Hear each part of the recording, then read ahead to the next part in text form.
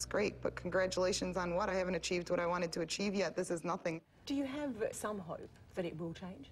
I think it will change if we get enough people involved. We need the international community to be the voice for these women. Articles 340 and Articles 98 of the Jordanian Penal Code allow for these types of murders, and they also protect the perpetrators of such crimes. My vision was if I could create enough international awareness of what was happening and then flood the United Nations human rights offices with letters demanding that these laws be abolished, that it would place pressure on the Jordanian government to act on the issue. The publishers said, you've got an international bestseller on your hands. Now, you're a refugee. Where do you want to live? Norma said, Australia. And with a supporting letter from Dick Cheney's daughter, she moved here. Within 3 weeks, it was in the top 10 of all books selling in Australia. I longed to see my mother, but if I went home, I fully believe my father and brothers would have no hesitation in carrying out my honor killing. Even if I were to return to Jordan a virgin, I have disgraced my family by running away. It was this well-placed arrow right at the sort of collective heart. We were fascinated by stories of the Middle East. We were fascinated by the Arab man. And here was this prepossessing woman coming out of that place and showing us how almost this burqa, this giant burqa had come out of the horizon and it had enveloped her and it had enveloped women and was going to envelop us if we didn't watch out. Is there any doubt in your mind that if you were to return to Jordan, that your father personally will kill you? I wouldn't put it past my father, because he really does believe very strongly in not just the honor killing, for example, but all the traditions that limit women in so many ways. But I'm just a strong believer in that if you live your life every day fearing death, then you're already dead. Because I'm stubborn enough. I get death threats, but I reply. She had brought ignominy and shame on Muslims, and for that reason, there was a fatwa on her head. For that reason, she had to live in fear, like Salman Rushdie. God, I mean, I worship the ground the woman bloody walked on. The day I met Norma, I was a little bit upset the night before because my stepson had just been charged with murder, and it was on the national news. And when I rang, she put her arms around me and she said to me, don't worry about it, I know what the media's like. And she started telling me about what she does as far as honour killings, then showed me her book. And when she was telling me about things that were going on even in our country, here in Australia, I just wanted to help her fight against what she was wanting to fight about. This is Norma's bedroom. This is where we spent hours and hours working on the campaign. She was getting emails from women wanting her help to get out of the country. There was about 4 women that she funded herself for airfares. She told me about Michael. He used to email her and ring her.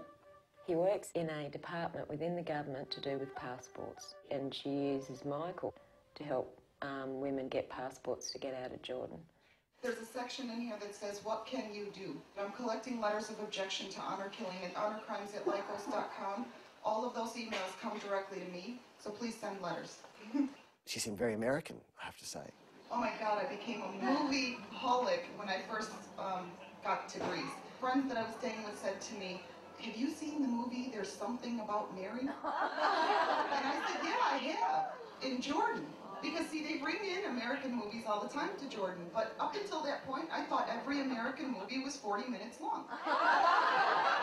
She had spent some time at an American school in Jordan, and that's where she had developed the American accent. My father wanted the best education for my brothers, and it was easier for them to watch me if I was at the same school.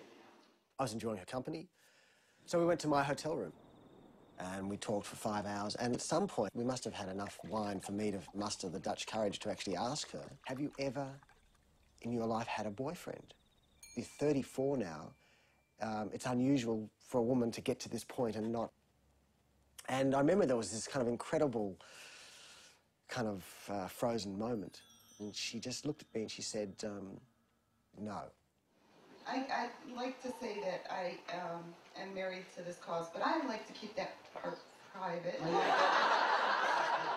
They were lined up at the end of the session to get her autograph or to express some sort of fellow feeling, to touch her. It was like a rock star. You know, if, you know, had there been music, we would have had a mosh pit. These are some of the petitions that was sent in. Here's an email from Liz Cheney. Dear Norma, your book is courageous, heartbreaking and enraging. Looking forward to meeting you and doing all I can to help. There was a marriage proposal. I think he was a plumber, this guy. If you need to, he said, I'll marry you. That's Dahlia, who was her best friend. And that photo was taken in the hair salon. Every time she more or less mentioned Dahlia, you'd see tears well up in her eyes. When Dahlia died, she was transformed by the state and by Islam into a body, but I could only feel her death as a personal thing. What had happened in the brief minutes of her death. Did her brothers join her father in pinning her down as he stabbed her? Or did they stab too? In the code of silence that surrounds an honor killing, I will never know for sure. Beauty brought her shame, but she was not to blame. Her innocence stolen for the sake of a family name.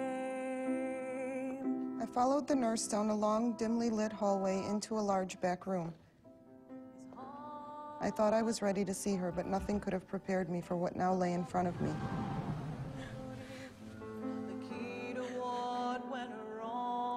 All the feelings I'd controlled so that I could be strong for us both against an enemy whose allies were every Arab man in Jordan surfaced.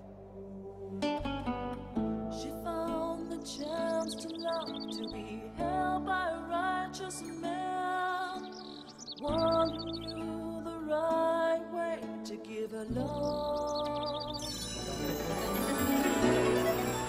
Let's hear these words and set her free. Take them away from misery. Let her. This is not the truth.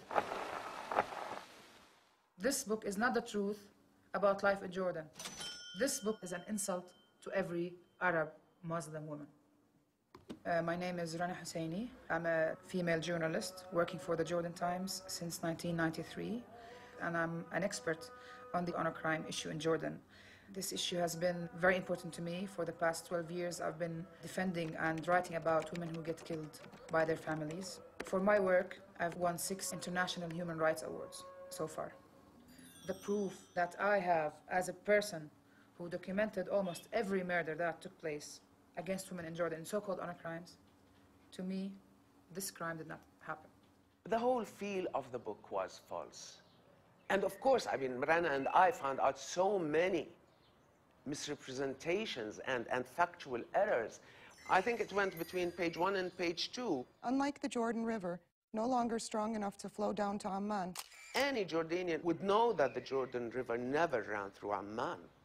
But let me set the stage for this story by giving some sense of my strange conflicted nation. Bordered by Saudi Arabia, Egypt, Israel, Lebanon, Syria, Iraq, and Kuwait, the Hashemite Kingdom of Jordan sits at the beating geographic heart of the Arab world. The countries bordering Jordan are Syria, Iraq, Saudi Arabia, the occupied Palestinian territories, and Israel only. And of course, the fact that she spoke of a unisex saloon shop, this immediately was an indicator that there's something wrong with this book. حابة بس استفسر انه النقابة عندكم تعطي رخص لاشخاص بدهم يفتحوا صالونات مختلطة للرجال ستاتي؟ ستاتي رجالي بنفس المحل بسموه بالانجليزي يونيسكس سالون شوب. ممنوع ما I know of women doing manicure for men, but not cutting hair. No. If you have a salon running for both sexes, you will have 2 separate rooms, and nobody could look into the other room. There's no way. Now we're approaching Buksat Cafe. Nورما Khoury claimed she used to come here with Dahlia and Michael. Of course, that was in 1996, according to her crime. So we're going to see, when did Buksat really open? We only opened in 1997. Do you recognize these 2 people? No.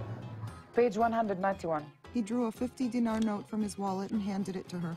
50 dinar bills were introduced in early 2000 and not in 1996. Page 39.